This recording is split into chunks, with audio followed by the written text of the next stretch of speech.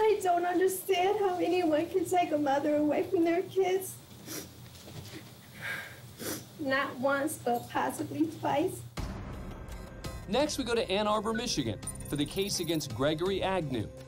The 51-year-old is charged with first-degree murder. Almost 2 years earlier, Agnew was in the midst of a rocky divorce from his wife of 4 years, Martha, when she was found strangled to death in her home. Police also discovered a blunt force injury to Martha's head, as well as heroin and fentanyl in her system.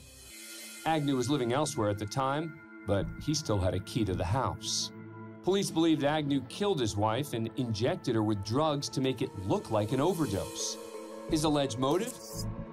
Agnew wanted ownership of their house in the divorce.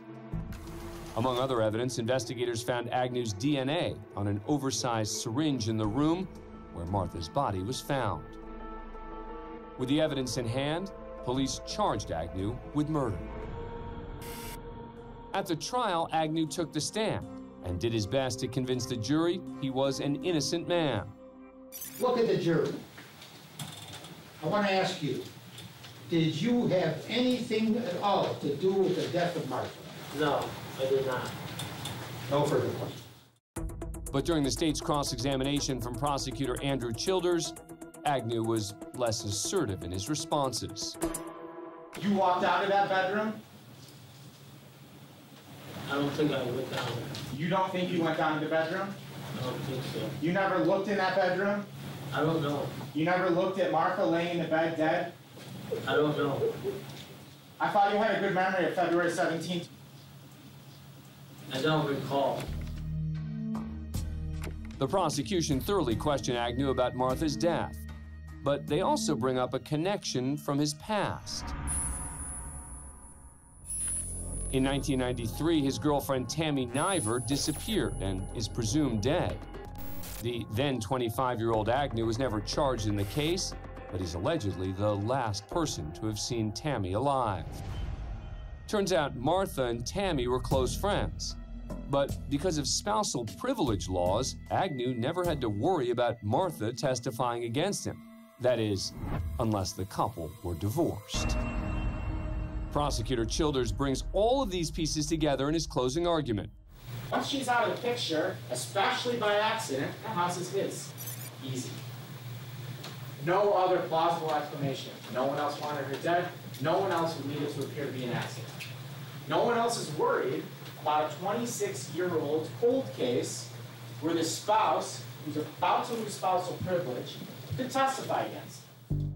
After a trial lasting 2 weeks, attended by family members of both Martha and Tammy, the jury returned with a verdict. Count number 1, open murder. You find the defendant guilty. Yes.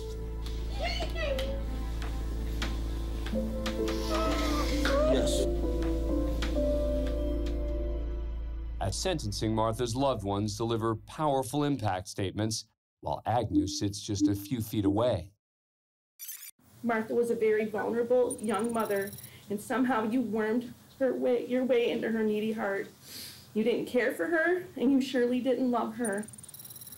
Greg, you only used her to try and make yourself look innocent in Tammy's disappearance.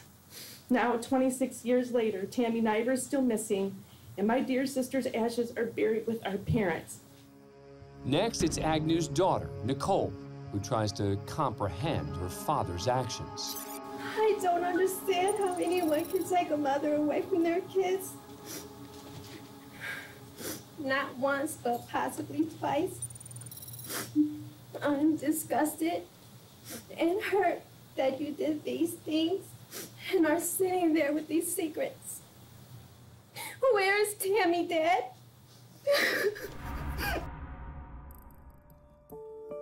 Finally, it was up to Judge Darlene O'Brien to issue the sentence. For count 1, first-degree premeditated murder, I am sentencing you to mandatory life incarceration without parole.